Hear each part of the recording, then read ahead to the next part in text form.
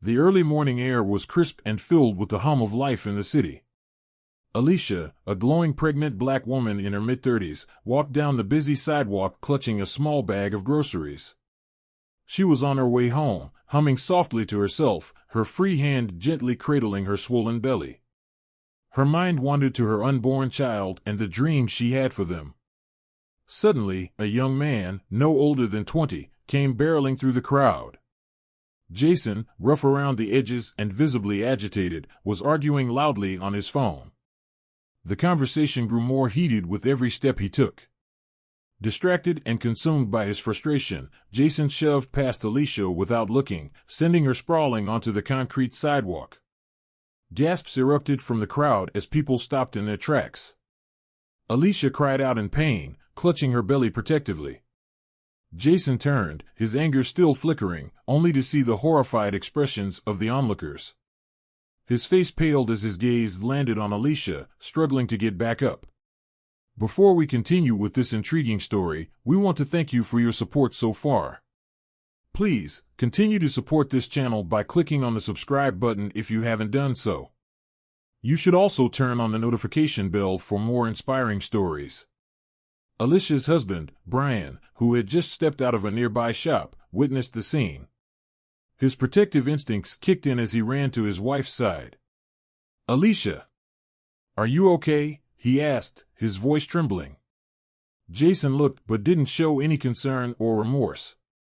Just as he was about walking away, he was stopped by Carlos, a tall black man with a well-built physique. "Did you realize what you have just done, young man?" he asked. "I didn't do anything wrong, okay? She is the one who was wrong because she was on my way," Jason said. But Brian cuts him off. "You didn't do what?" "You pushed her. She's pregnant." People started to gather. The crowd began murmuring in disapproval. Jason shifted uncomfortably, his defiance giving way to guilt. But he held on to his own narrative. "Look, I wasn't paying attention. I didn't know, but she was on the way, and I am not going to apologize for that," he trailed off, his words feeble against the weight of what he'd done. A middle-aged woman from the crowd stepped forward. "You should be ashamed of yourself," she snapped.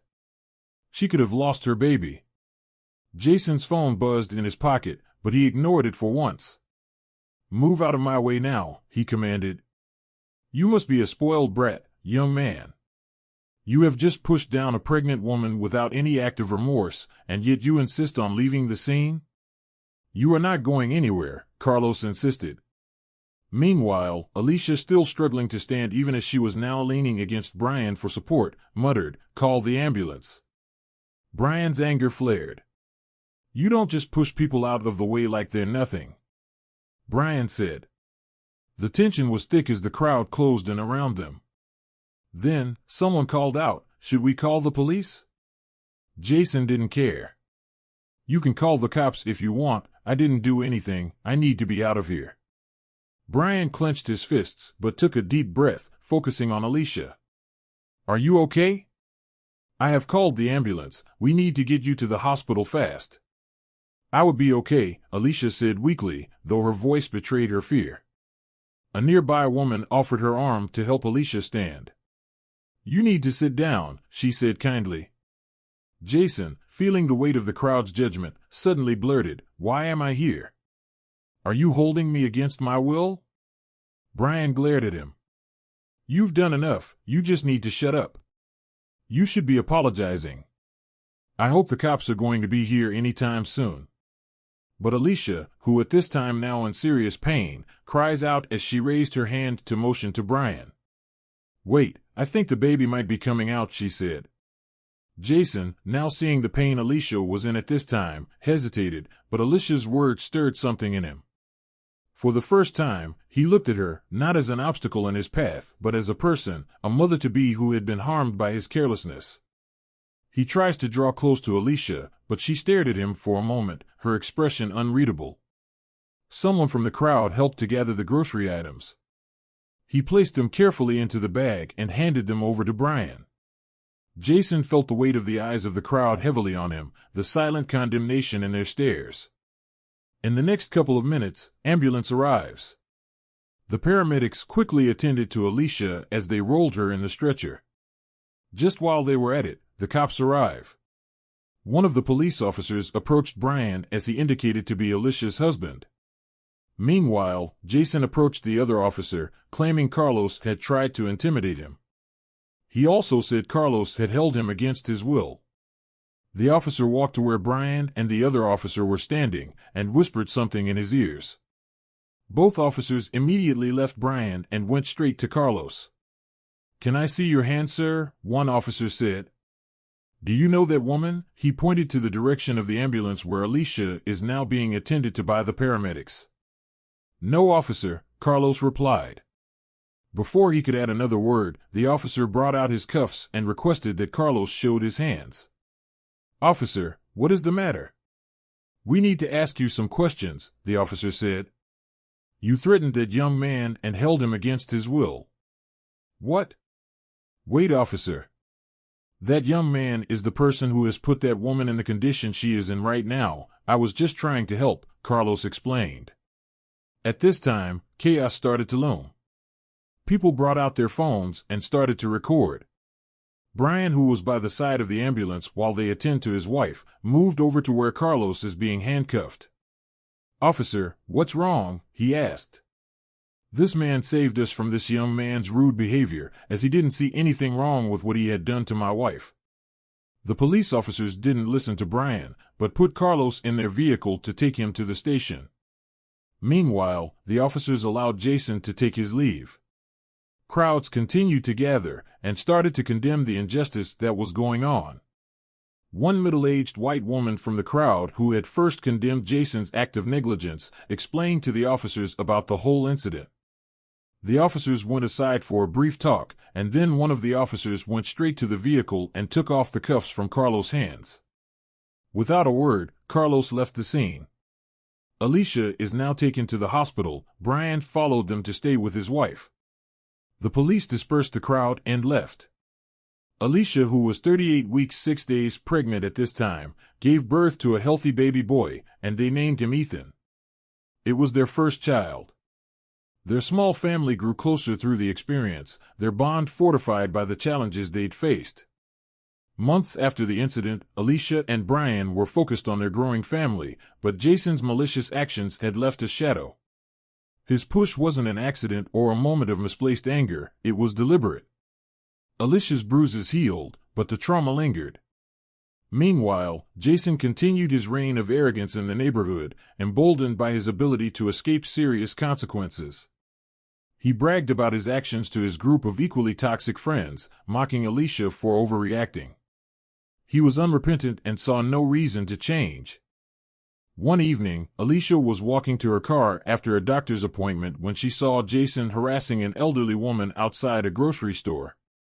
He grabbed her bags and shoved her aside, laughing with his friends. Alicia froze, her heart racing, but something inside her stirred, a fierce determination. She called Brian immediately. "It's him again, Brian. Jason. He's causing trouble." Brian's voice was steady but furious. "Stay there. Don't confront him. I'm coming." But Jason noticed Alicia standing nearby. His smug grin turned into a sneer. "What are you looking at, lady? Want to play victim again?" Alicia clenched her fists, but before she could respond, a security guard appeared. Jason dismissed the guard, flashing a fake smile. "Just helping this poor woman with her groceries. Isn't that right, ma'am?" The elderly woman looked terrified and nodded silently, afraid of escalating the situation. By the time Brian arrived, Jason was gone, but Alicia was visibly shaken. "He's a menace, Brian," she said, tears welling up. "He's going to hurt someone else." Brian made a decision that night. "We're not letting him get away with this." He contacted the local authorities, providing evidence from witnesses and footage from the sidewalk incident that had resurfaced online. But Jason was cunning. He denied everything and painted himself as the victim of a vindictive couple.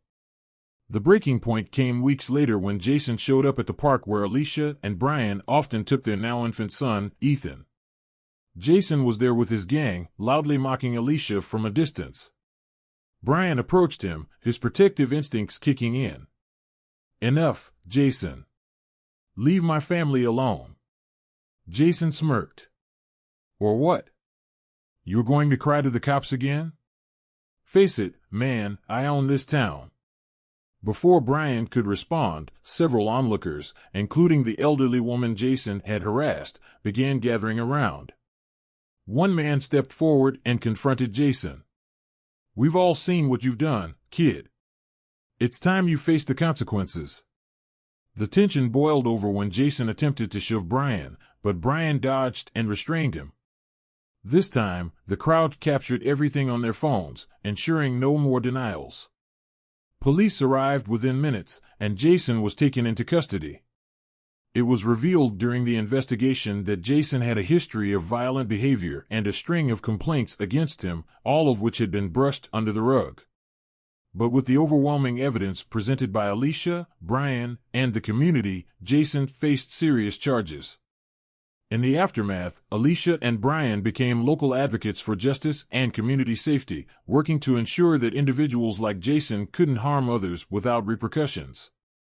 Their story inspired neighbors to stand up against bullying and violence. Jason, meanwhile, faced the consequences of his actions, losing his reputation, his freedom, and the support of those who once enabled him. Alicia and Brian found peace, knowing they had not only protected their family but also helped their community stand against injustice.